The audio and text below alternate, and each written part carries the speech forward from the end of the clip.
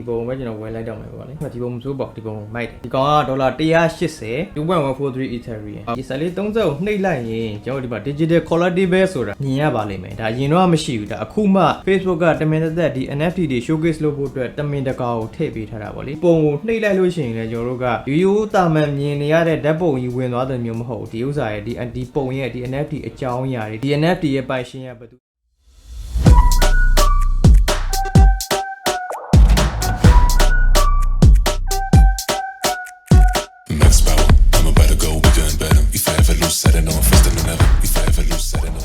ကျွန်တော်တို့ရဲ့ကြိတ်ဆုံး streetwear brand တွေတခုဖြစ်တဲ့ BAPE က March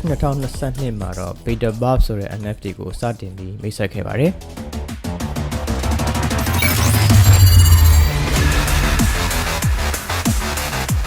ဒီ NFT ရဲ့ဈေးကစထွက်ချင်းမှာ2 Ethereum $9,600 အထိတက်ခဲ့တဲ့ high ဖြစ်ခဲ့တဲ့ NFT တခုဆိုလဲမမှားပါဘူး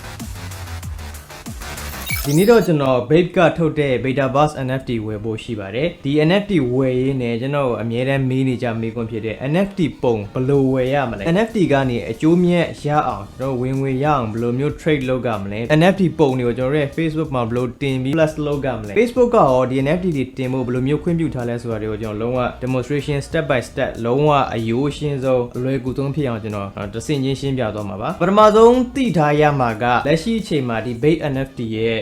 တန်ကြီးကဒေါ်လာ200ဝန်းကျင်ကနေစနေပါတယ်အမှန်ဆိုရင်ဒီ BAPE NFT စထွက်တုန်းကဒေါ်လာ1000ဝန်းကျင်မှာရှိတဲ့ NFT ပေါ့လေဒါပေမဲ့အခုချိန်မှာ crypto တွေရော NFT တွေရောဈေးတွေကထိုးဆင်းနေတယ်ဆိုတော့ဒီ BAPE NFT ရဲ့ဈေးကလည်းအခုချိန်မှာဒေါ်လာ200လောက်ပဲရှိတော့တယ်ကျွန်တော်အနေနဲ့ဒီအချိန်ကကျွန်တော်လိုချင်တဲ့ဒီ NFT တခုဝယ်ဖို့တင့်တော်တဲ့အချိန်ကိုကျွန်တော်ထင်နေပေါ့လေဆိုတော့အဲ့ဒါကြောင့်မို့လို့လဲကျွန်တော်အခုဒီ BAPE NFT ကိုသွားဝယ်မှာပါခုနကပြောသလိုပဲပတ်စံလိုပါတယ်ပတ်စံကလည်းကျွန်တော်ကဒီအပြင်ကဒေါ်လာ200နဲ့ဝယ်လို့မရဘူးဒီ NFT တွေက Ethereum ဆိုတဲ့ငွေကြေးနဲ့ဝယ်ရတာပါEthereum ဆိုတာ Bitcoin လိုပါပဲဒေါ်လာ200တန်ကြီးရှိတဲ့ Ethereum တွေကိုကျွန်တော်အရင်ဆုံး Binance မှာဝယ်ရပါတယ်အဲ့ဒါဘယ်လိုဝယ်ရလဲဆိုတာသိချင်တော့ကျွန်တော်ရှေ့မှာပြထားပြီးသားဆိုတော့နည်းနည်းတော့ Demi Comic ရှိမယ်ထင်ပါတယ်အဲ့ဒီမှာသွားကြည့်ပြီးဒေါ်လာ200တန်ကြီးရှိတဲ့ Ethereum တွေ Binance မှာရင်ဝယ်လိုက်ပါ Binance မှာကျွန်တော်ဝယ်ပြီးပြီဆိုရင်တော့ကျွန်တော်တို့ MetaMask wallet တွေကိုရွှေ့ရပါမယ်ဘယ်လိုရွှေ့ရမလဲဆိုရင်ကျွန်တော် MetaMask wallet ကိုဖွင့်လိုက်ရင်ဒီအလယ်မှာ wallet address အပြည့်အောင်လေးရှိပါတယ်အဲ့ဒါလေးကိုကျွန်တော်တို့နှိပ်လိုက်ရင်ကျွန်တော်တို့ဒါ copy ခုပြီးသားဖြစ်သွားလိမ့်မယ်ဒီ wallet address ကိုပြီးရင်ကျွန်တော်တို့ Binance တွေကိုသွားမယ်ဆိုတော့ Binance ထဲမှာကျွန်တော်ကတော့အခုဒီမှာ$214ကို Ethereum နဲ့ကျွန်တော်ဝယ်ထားပြီးသားပြီဆိုတော့ကျွန်တော်အဲ့ဒါကိုခုနက MetaMask wallet ထဲကိုရွှေ့မယ်ဆိုတော့ကျွန်တော်အရင်ဆုံး withdraw ကိုနှိပ်ပါမယ်ဒီမှာ Ethereum 0.1ကျွန်တော်အဲ့ဒါကိုနှိပ်လိုက်မယ်ပြီးရင် Sunfire Crypto Network ပါပြီးရင်ခုနတုန်းကကျွန်တော်တို့ copy ကူးလာတဲ့ address ကိုကျွန်တော်ကဒီမှာ paste လုပ်လိုက်လို့ရှိရင်ခုနက MetaMask wallet ရဲ့ address ကဟိုဒီမှာဒီ address မှာဝင်သွားပြီပြီးရင်ကျွန်တော် network ယူပါမယ်ကျွန်တော်တို့က Ethereum ကိုရွှေ့မှာဖြစ်တယ် Opensea မှာဝယ်မှာဖြစ်တဲ့အတွက် ERC20 ကိုကျွန်တော်ရွှေ့ပါမယ် confirm ပါပြီးရင်ဘယ်လောက်ရွှေ့မှာလဲဆိုတဲ့ amount ကကျွန်တော်အကုန်ရွှေ့မှာဆိုတော့ maximumပြီးရင်ကျွန်တော် withdraw ဒါ confirm လားပေါ့လေ confirm order ဖြစ်လားဆိုတော့နေ့တော့ကျွန်တော် confirm ပါဆိုတော့ဒီမှာတော့ကျွန်တော် security verification ပေါ့လေဒါကတော့ကိုလုတ်ထားရင်လုတ်ထားသလောက်အဆင့်ကြီးအများကြီးပေါ့လေကျွန်တော်ကဒီမှာ email verification ရော phone verification ရော Google Authenticator ကိုကျွန်တော်အကုန်ဖွင့်ထားတာပါဆိုတော့အရင်ဆုံးကျွန်တော်တို့ email verification code အရင်ယူမှာပါဆိုတော့ get code ပါ Binance ကပို့ထားတဲ့ code ကိုကျွန်တော် email ကနေတွားယူရပါမယ်ဒီ email ကတော့ကျွန်တော်တို့ Binance ကို register လုပ်ထားတဲ့အချိန်မှာသုံးတဲ့ email စီကိုပို့မှာပါပြီးရင် Binance မှာတွားပြန်ထည့်ပါမယ်phone verification code ကိုထပ်တောင်းပါမယ် SMS နဲ့ကျွန်တော်တို့ဖုန်းကိုတိုက်ရိုက်ပို့မှာပါဆိုတော့ okay ရပြီ authenticator code ဆိုတော့ကျွန်တော်က Google Authenticator ပါထည့်ထားလို့ပါကျွန်တော် Google Authenticator ကိုတွားယူပါမယ် okay ဒီ3ခုလုံးထည့်ပြီးဆိုရင်တော့ကျွန်တော် submit လုပ်လိုက်တာနဲ့ Binance တွေကဒေါ်လာ200ကျော်တန်ကြီးရှိတဲ့ Ethereum တွေက MetaMask wallet ထဲကိုရောက်သွားပါလိမ့်မယ်ပုံမှန်တော့ကျွန်တော်တို့10မိနစ်ကနေလွန်ကျော်5မိနစ်လောက်စောင့်ရင်ကျွန်တော်လွှဲထားတယ်ဒီအကုန်လုံးဝင်လာလေးရှိပါတယ် MetaMask wallet ထဲကိုပြန်သွားပါမယ်။ Okay ကျွန်တော်စီမှာဝင်လာပါပြီ10မိနစ်လောက်ပဲကြာတယ်ပေါ့လေဒါဆိုရင်ကျွန်တော်ဒီ wallet ထဲမှာကျွန်တော်တို့ရဲ့ဒေါ်လာ200တန်ကြီးရှိတဲ့ 0.17 Ethereum နဲ့ကျွန်တော်စီကိုရောက်သွားပြီ NFT တော့ပါမယ်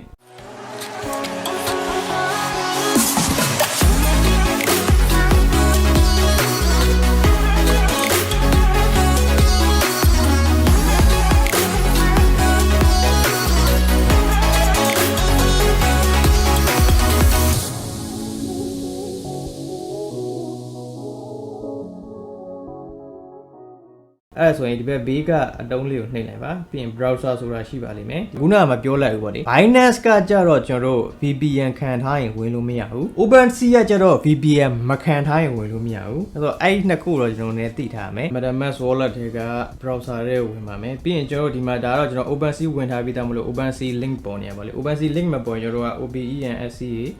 opensea.io ဝင်လိုက်ရင်ကျွန်တော်တို့ Opensea တဲကိုကျွန်တော်ရောက်ပါမယ်ကျွန်တော်ဒီ Opensea တဲမှာတခြား NFT တွေလည်းအများကြီးပါကျွန်တော်တို့ RDFKT တို့တော့ Nike ကထုတ်တာတွေ Adidas ကထုတ်တာတွေ B10 Azuki တို့တကယ်ကမ္ဘာပေါ်မှာနာမည်အကြီးဆုံး NFT တွေအားလုံးကလည်းဒီ Opensea ပေါ်မှာပဲရှိတာများတယ်ကျွန်တော်တို့ကတော့ဝယ်မှာက Bapetaverse ပါ BAPE ကထုတ်တဲ့ Bapetaverse ဖြစ်တဲ့အတွက် search box မှာ BAPE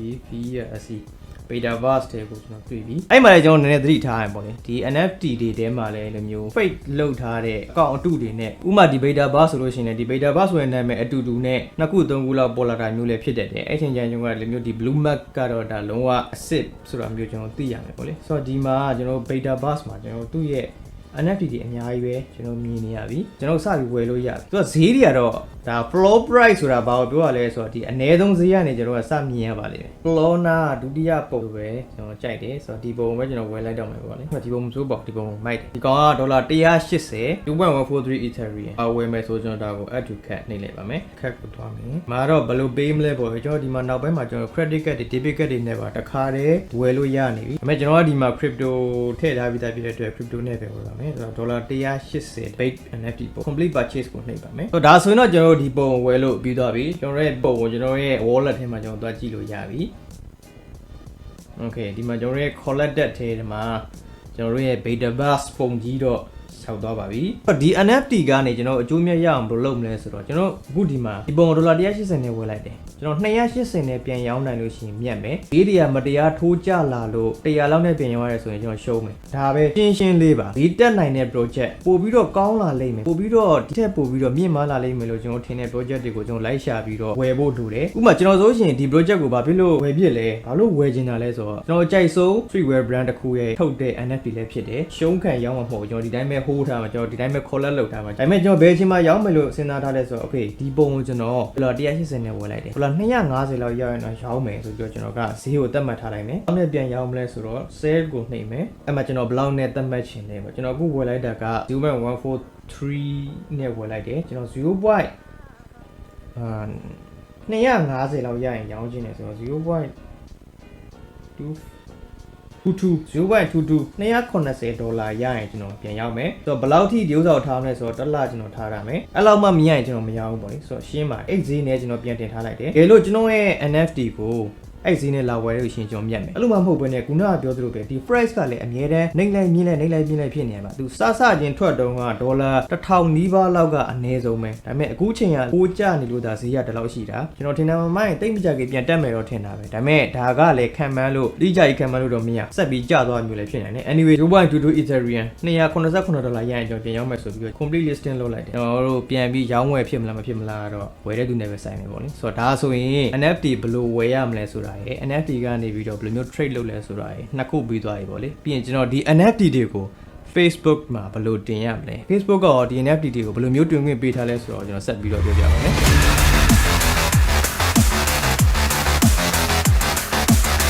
ကျွန်တော် Facebook မှာကျွန်တော်တို့ဝယ်ထားတဲ့ NFT ဒေါ်လာ200 300 400 500 1000တန် NFT တွေပြန်တင်ပြီး flex လုပ်ချင်တဲ့သူတွေဒါမှမဟုတ်ရှင်လည်းကိုကဒီ NFT industry ကို NFT တွေကိုအရင်စိတ်ဝင်စားကြအောင်ပြန်ပြချင်လို့ကိုယ့်ရဲ့ profile တွေကိုယ့်ရဲ့ new feed တွေမှာတင်ချင်တဲ့သူတွေအတွက်ဘယ်လိုတင်ရမလဲဆိုတော့ကျွန်တော်ရင်ဆုံး Facebook account တွေကိုဝင်လိုက်ပါကျွန်တော်တို့ရဲ့ profile ကိုနှိပ်လိုက်လို့ရှိရင်ဒီညမှာအဆက်လေး30 ရိုးရိုး profile နေမှာအခုကျွန်တော်တို့ page profile နေမှာရှိပါတယ်ဒီအဆက်လေး30ကိုနှိပ်လိုက်ရင်ကျွန်တော်ဒီမှာ digital collectible ဆိုတာမြင်ရပါလိမ့်မယ်ဒါရင်တော့မရှိဘူးဒါအခုမှ Facebook ကတမင်သက်ဒီ NFT တွေ showcase လုပ်ဖို့အတွက်တမင်တကာကိုထည့်ပေးထားတာပေါ့လေဒါကလည်းနောက်ပိုင်းမှာဒီလိုမျိုးနည်းပညာတွေကပို့ပြီးတော့စဉ်းစားမြင်လာလိမ့်မယ်လို့သူတို့ကယုံကြည်တဲ့အတွက်ကြောင့်မလို့ထည့်ပေးထားတာဖြစ်ပါလိမ့်မယ်ကျွန်တော်ဒီ digital collectibles ကိုဝင်လိုက်ပါပြီးရင်ကျွန်တော်တော့ဒီမှာကျွန်တော်ရဲ့ wallet ထိပ်ပြီးသားမှုလို့ပေါ်နေရပေါ့လေမချိတ်ကသေးရင်ကျွန်တော်ဒီမှာ add wallet ကိုနှိပ်မယ်ပြီးရင် MetaMask wallet ကိုချိန်မှပြတဲ့အတွက်ကျွန်တော် MetaMask wallet ကိုနှိပ်မယ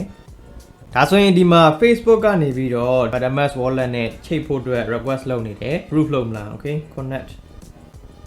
open MetaMask sign ဒါဆိုရင်ကျွန်တော်ဒီမှာတော့ကျွန်တော်ချိတ်ပြီးသားကြီးဆိုတာပြတာပေါ့လေမချိတ်ကတည်တဲ့လူဆိုရင်ဒီမှာချိတ်တာဆက်ဆက်ဖြစ်သွားပြီဆိုတဲ့အကြောင်းပြပါလိမ့်မယ်ပြီးရင်ကျွန်တော်ရဲ့ wallet ဒီနေရာမှာ